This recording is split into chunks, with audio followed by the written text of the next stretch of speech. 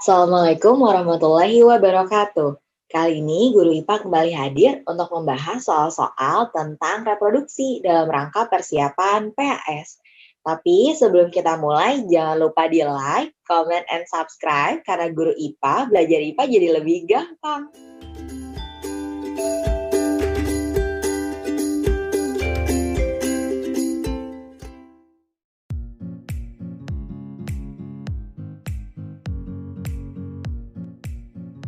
Yuk kita mulai pembahasannya dari nomor 1. Oke. Nomor 1, alat reproduksi pada laki-laki terdiri atas, kita lihat pilihan jawabannya dari delta ya. Yang delta ovarium, vas deferens, cloaca. Ovarium ini merupakan organ reproduksi perempuan, kemudian vas deferens merupakan organ reproduksi laki-laki. Ini perempuan, cloaca merupakan alat pengeluaran atau lubang pengeluaran untuk aves. Aves itu bangsa burung, ayam, burung, bebek, angsa, itu golongannya masuk ke dalam kelompok aves. Cloaca ini merupakan pengeluaran yang dimana pengeluarannya atau lubangnya ini merupakan lubang pengeluaran untuk 3 saluran yang berasal dari saluran pencernaan, yang berasal dari saluran reproduksi, yang berasal dari saluran ekskresi. Jadi lubang itu digunakan untuk mengeluarkan telur, kemudian mengeluarkan feses dan juga mengeluarkan urin. Itu namanya cloaca, dimiliki oleh aves.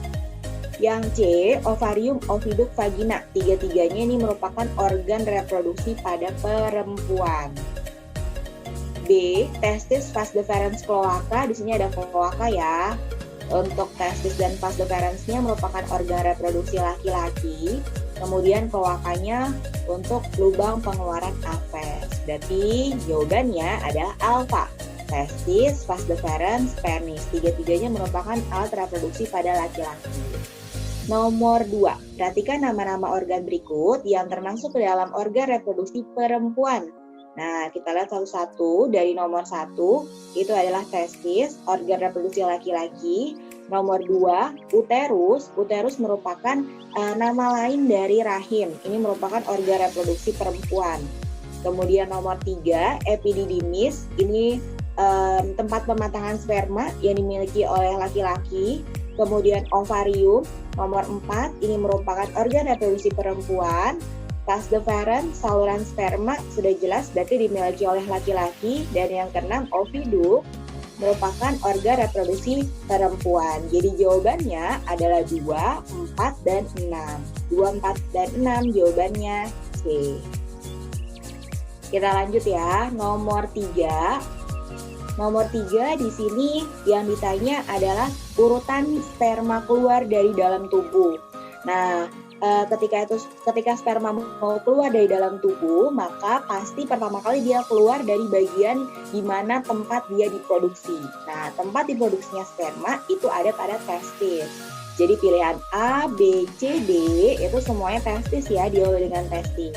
Kemudian setelah dikeluarkan di tempat produksinya yaitu di testis, sperma akan dialirkan ke bagian yang disebut dengan tempat penyimpanan sementara. Jadi pada tempat ini sperma akan dimatangkan dan disempurnakan bentuknya. Nama tempatnya adalah epididymis. Berarti ada di pilihan A dan juga ada di pilihan delta. Jadi untuk B sama C jangan dipilih ya karena urutannya kurang tepat. Kemudian setelah dimatangkan di epididymis, sperma itu akan dialirkan melalui saluran sperma yang disebut dengan vas deferens. Nah, vas deferens berarti urutannya ada di pilihan yang alfa. Yang D salah karena uretra dulu. Nah, terakhir kalau sudah dialirkan ke vas deferens baru dikeluarkan dari tubuh seorang itu melalui uretra. Uretra merupakan saluran tempat pengeluaran urin dan juga sperma. Jadi jawabannya adalah alfa. Nomor 4, organ yang berfungsi membawa sperma dari testis sampai ke penis ditunjukkan oleh nomor. Nah, kita lihat satu persatu ya. Dari nomor 1. Oke, nomor 1 itu merupakan organ yang disebut dengan penis. Kemudian nomor 2 itu merupakan saluran sperma yang disebut dengan vas deferens. pasdeferens. Kemudian yang ketiga itu merupakan kelenjar yang disebut dengan vesicula seminalis. Vesicula seminalis. Nah, vesicula seminalis ini merupakan kelenjar yang berfungsi untuk memberi makan sperma. Jadi yang menutrisi sperma dengan cairan yang mengandung glukosa, gula. Kemudian yang keempat, ini merupakan tempat diproduksinya sperma, yaitu testis. Nah, organ yang berfungsi membawa sperma dari testis sampai ke penis itu merupakan saluran sperma yang disebut dengan vas deferens. Vas deferens ditunjuk oleh nomor 2. Jawabannya adalah B. Kita lanjut. Nomor 5. Oke, masih tentang gambar organ reproduksi laki-laki. Di sini bagian yang berfungsi sebagai tempat produksi sperma. Oke, yang ditanya yang pertama tempat produksi sperma dan juga tempat pematangan sperma secara berurutan. Nah, untuk kita kasih keterangan dulu ya, nomor 1 ya. Nomor 1 namanya testis, tempat produksi sperma. Nomor 2 namanya epididymis, tempat pematangan. Kemudian yang ketiga, ini merupakan kelenjar yang berfungsi untuk memberikan cairan atau cairannya sifatnya tuh alkalis. Nomor 3 ini adalah kelenjar Cooper.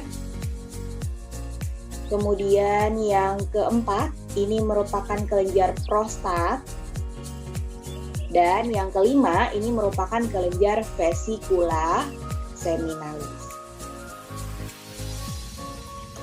Nah, yang ditanya itu pertama adalah sebagai tempat produksi sperma. Tempat produksi sperma yaitu testis ada di nomor 1 dan tempat pematangan sperma itu ada di nomor 2 epididymis. Jawabannya 1 dan 2 alfa. Jelas ya? Oke, berikutnya nomor 6. Nomor 6, ini yang ditanya adalah kelenjar. Jadi cairan yang berfungsi untuk memberikan nutrisi untuk sperma dihasilkan oleh kelenjar apa? Nah, untuk vesicula seminalis ini merupakan kelenjar untuk memberi makan sperma atau menutrisi sperma. Biasanya ada cairannya itu ada glukosanya. Kemudian bulbouretral ini nama lain dari kelenjar Cooper. Nah, sama kayak seperti pilihan A ya. Kelenjar Cooper juga sama menghasilkan cairan sifatnya basah untuk menetralkan suasana asam. Dan juga prostat ini juga sama kelenjar menghasilkan cairan yang berfungsi untuk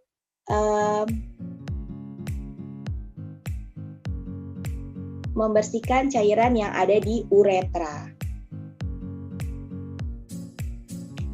Oke, kita lanjut ya. Nomor 6, cairan yang berfungsi untuk memberikan nutrisi untuk sperma dihasilkan oleh kelenjar. Nah, di sini A, B, C, D pilihannya adalah kelenjar semua. Cuma kita bahas satu persatu ya. Dari pilihan delta, vesicula seminalis ini merupakan kelenjar yang berfungsi untuk menghasilkan cairan yang mengandung glukosa. Nah, nantinya glukosa dimanfaatkan oleh sperma untuk memberi makan atau nutrisinya untuk sperma. Nutrisi. Kemudian bulbouretral ini merupakan nama lain dari kelenjar Cooper. Nah, sama nih seperti pilihan yang alfa. Jadi bulbouretral ini merupakan kelenjar yang fungsinya adalah untuk membersihkan urin yang ada di uretra. Jadi membersihkan urin. Kemudian prostat ini merupakan kelenjar yang berfungsi untuk menghasilkan cairan yang cairan ini dimanfaatkan untuk menetralkan suasana asam yang ada di vagina. Menetralkan. Untuk pilihan A itu sama ya kayak pilihan C. Jadi jawabannya untuk menutrisi sperma ada di pilihan delta. Nomor 7, bagian organ reproduksi perempuan yang berfungsi sebagai tempat oogenesis. Oogenesis adalah proses pembuatan ovum yang terjadinya di ovario. Jawabannya adalah delta. Selanjutnya, nomor 8. Nah, nomor 8 ini masih tentang fungsi dari organ reproduksi perempuan. Yang pertama, penghasil sel telur, yang kedua saluran telur, yang ketiga adalah tempat implantasi. Nah, berdasarkan urutan yang benar dari fungsi di atas adalah untuk penghasil sel telur, ini nama lainnya berarti tempat produksi sel telur ya, ada di ovarium. Kemudian saluran telur itu berarti nama lain dari oviduk, atau selain oviduk adalah tuba fallopi. Kemudian tempat implantasi, maksudnya pakai L, implantasi. Jadi implantasi adalah proses penempelan zigot di dinding rahim. Jadi tempat implantasi ini terjadinya adalah di rahim atau uterus. Jadi jawabannya ovarium, oviduk, uterus. Ovarium, oviduk atau tuba fallopi, dan uterus. Jawabannya delta. Berikutnya nomor 9. Lewat. Nah, untuk nomor 9, di sini ada gambar organ reproduksi perempuan. Bagian yang berfungsi sebagai tempat fertilisasi dan tumbuh kembangnya janin secara berurutan. Nah, kita coba cek satu persatu ya. Dari nomor 1, ini namanya ovarium. Ovarium ada sepasang di sebelah kiri dan kanan, tempat produksi sel telur. Nomor 2, itu nama lain dari oviduk atau tuba fallopi. Ini merupakan saluran telur. Selain tempat keluarnya atau jalannya sel telur dari ovarium, oviduk juga sebagai tempat fertilisasi. Nomor 3 adalah tempat tumbuh dan kembangnya janin, atau bisa juga sebagai tempat implantasi zigot yang disebut dengan rahim atau uterus.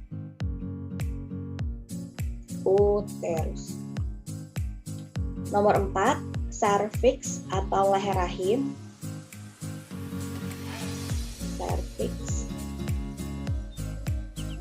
Kemudian nomor 5, ini adalah vagina. Nah, sebagai tempat fertilisasi ada di nomor 2, kemudian tumbuh dan kembangnya janin ada di nomor 3. Jawabannya 2 dan 3, bravo. Nomor 10, ada beberapa pernyataan atau fungsi dari hormon. Di antara fungsi hormon tersebut yang merupakan fungsi estrogen. Nah, kita lihat satu persatu nih. Dari pernyataan nomor 1 memunculkan tanda-tanda kelamin sekunder pada wanita. Oke, ini merupakan fungsi dari estrogen. Jadi hormon estrogen selain nanti berperan dalam proses menstruasi, estrogen juga berperan untuk memunculkan tanda-tanda kelamin sekunder pada wanita. Tanda-tanda kelamin sekunder itu seperti suaranya melembut, kulitnya halus dan lembut, kemudian adanya bentuk badan, kemudian munculnya rambut di ketiak, dan juga organ reproduksi. Itu merupakan tanda-tanda kelamin sekunder pada wanita. Menstimulasi pembentukan sel telur. Ini adalah fungsi dari hormon FSH, follicle stimulating hormone. Ini berkaitan sama menstruasi. Kemudian yang ketiga, memicu terjadinya ovulasi. Ini merupakan fungsi dari LH, luteinizing hormone. Jadi hormon ini akan melonjak tajam, akan meningkat jumlahnya. Kemudian dia nanti akan merangsang pengeluaran sel telur dari ovarium yang disebut dengan ovulasi. Yang keempat, memunculkan tanda-tanda kelamin sekunder pada pria. Ini adalah fungsi dari hormon testosteron. Nah, lebih jelas ya, fungsi dari estrogen ditunjukkan oleh pernyataan nomor 1A.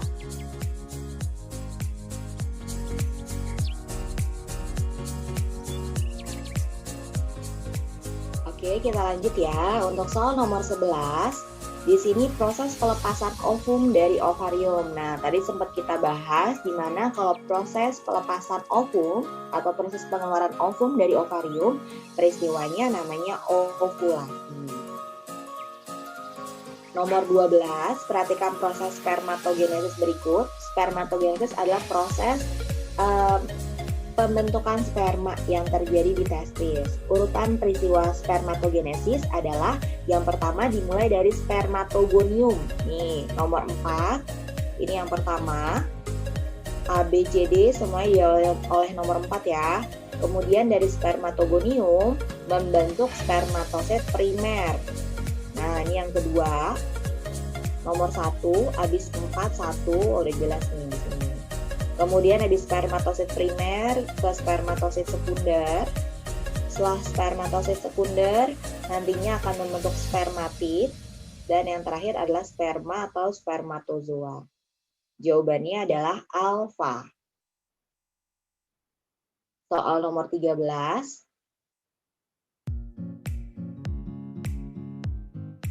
Pada peristiwa oogenesis, setiap satu oogonium yang mengalami meiosis akan membentuk, nah ini maksudnya adalah hasil akhirnya ketika terjadi proses pembentukan ovum, hasil akhirnya itu bagaimana? Nah yang jelas ketika terjadi proses pembentukan ovum, akhirnya akan membentuk satu ovum yang fungsional dan 3 badan kutub. Jadi 3 badan kutub itu sebenarnya tadinya mau dibentuk ovum juga, cuma karena kita butuh satu ovum yang berkualitas, maka yang lainnya, sel-sel lainnya yang tadinya mau dibentuk ovum, itu beberapa materi genetiknya diambil, beberapa zat-zat yang bergunanya diambil untuk menciptakan satu ovum tapi berkualitas. Nah, 3 badan kutub ini nantinya akan berdegenerasi untuk menjadi bahan baku dalam proses pembentukan oogenesis berikutnya. Jadi jawabannya adalah B. Nomor 14, hormon yang berperan dalam proses pematangan sel telur. Nah, pematangan sel telur ini nama lain dari proses pembentukan sel telur ya. Jadi pembentukan sel telur itu prosesnya diinisiasi sama FSH, kemudian proses pengeluarannya baru dipacu oleh LH. Nah, matangnya sel telur itu dipacu oleh FSH, sedangkan proses pengeluarannya oleh LH. Jangan sampai kebalik ya, jawabannya adalah B. Nomor berikutnya, nomor 15. Nah, ini tentang grafik menstruasi. Perhatikan gambar grafik berikut. Pernyataan yang sesuai dengan grafik di atas adalah, nah di sini ada hormon yang terlibat dalam menstruasi. Kita lihat dari pilihan delta, menstruasi ditandai dengan meningkatnya hormon LH.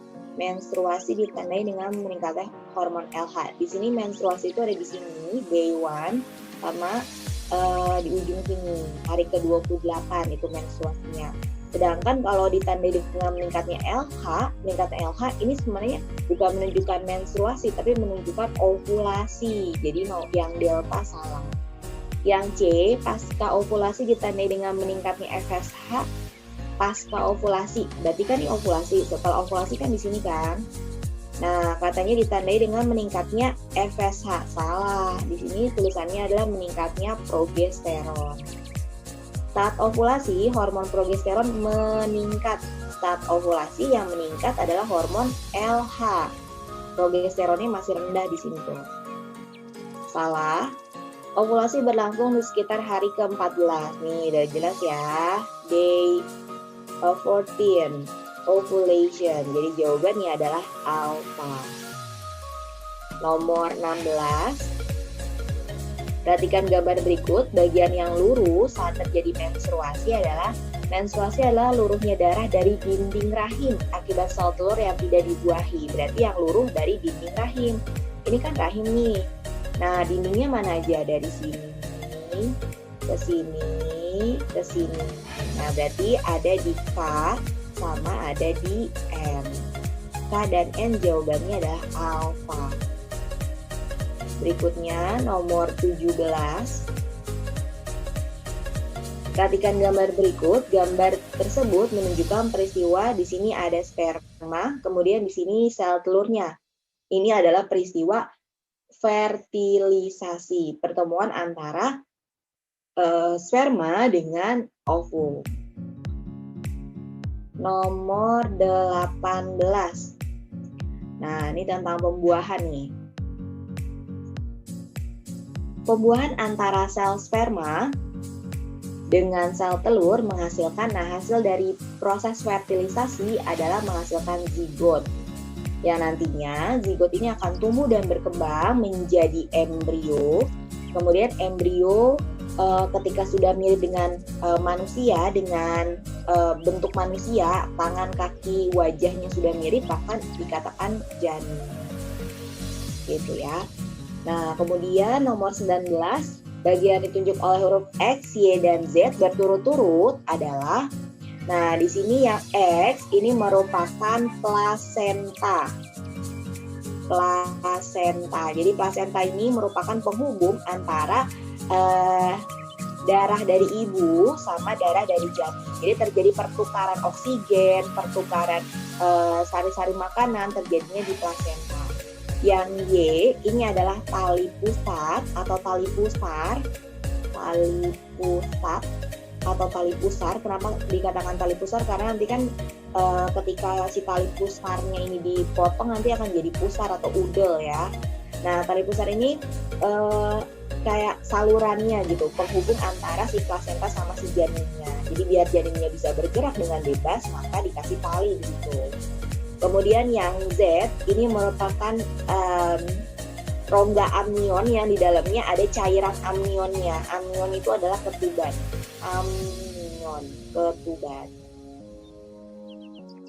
Yang ditunjuk oleh X, Y, dan Z. X-nya itu plasenta, Y-nya itu tali pusat, Z-nya itu amnion. 19 jawabannya adalah alfa. Nomor 20. Oke, nomor 20. Selama tumbuh dan berkembang, embrio mendapatkan zat makanan dan oksigen dari ibu melalui, nah tadi ya, nutrisi, oksigen itu didapat dari ibu melalui plasenta dan tali pusat. Jawabannya adalah C maksudnya. Kemudian nomor 21, fetus. Fetus itu nama lain dari janin, yaitu di dalam rahim dilindungi oleh cairan yang disebut dengan cairan amnion atau ketuban. Yolk itu merupakan kuning telur, kantong yang berisi cadangan makanan. Jadi sewaktu plasenta sama tali pusarnya belum terbentuk, cadangan makanan. Sewaktu belum terbentuk plasenta dan tali pusat, maka makanannya itu dari janin didapat dari mana? Didapat dari kantong kuning telur atau kantong cadangan makanan yang disebut dengan yolk. Kemudian plasenta yang tadi ya, tempat pertukaran gas, sari-sari makanan antara ibu dan janin. Alantois ini merupakan kantong di mana ketika si plasentanya belum terbentuk, maka si janin itu kan harus mengeluarkan zat sisa. Nah, zat sisanya dimasukkan dalam kantong untuk pembuangan sementara, namanya alantois. Kantung pembuangan sementara sebelum terbentuk plasenta dan tali pusat. Jadi jawabannya adalah C. Berikutnya nomor 22. Kembar identik dapat terjadi karena, nah sekarang kita masuk ke kembar nih. Jadi kembar itu ada dua, ada kembar identik ini dan juga kembar fraternal. Untuk kembar fraternal dulu deh ya. Kembar fraternal ini merupakan kembar di mana dia itu kembar, tapi seringkali terjadi jenis kelaminnya tuh berbeda. Jadi dia kembar tapi satu laki-laki satu perempuan. Itu namanya kembar fraternal. Hal itu terjadi karena di mana ovarium sebelah kiri sama ovarium sebelah kanan itu sama-sama menghasilkan sel telur dan waktu pematangannya itu barengan, sehingga ketika ovulasinya secara bersama-sama. Ketika ovarium kiri dan kanan sama-sama mengeluarkan sel telur, kemudian dibuahi oleh sperma yang berbeda, maka masing-masing dari hasil pembuahan itu akan membentuk janin yang disebut dengan bayi kembar fraternal. Jadi bayi kembar fraternal itu berasal dari dua sel telur yang dibuahi oleh dua sperma. Sedangkan untuk kembar identik, namanya juga identik sama, itu berasal dari satu sel telur yang dibuahi oleh satu sperma, tapi ketika mengalami proses pembelahan, pembentukan bagian-bagian tubuh, nah pembelahannya terjadi dua secara terpisah. Jadi pembelahannya itu benar-benar membelah selnya menjadi dua sel secara terpisah. Itu yang disebut dengan kembar identik. Jadi berasal dari satu sel telur dan satu sperma.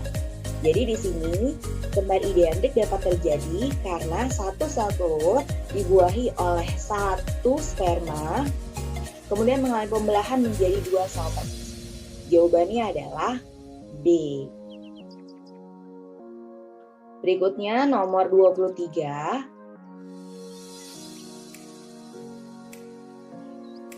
Oke, kelewat. Iya.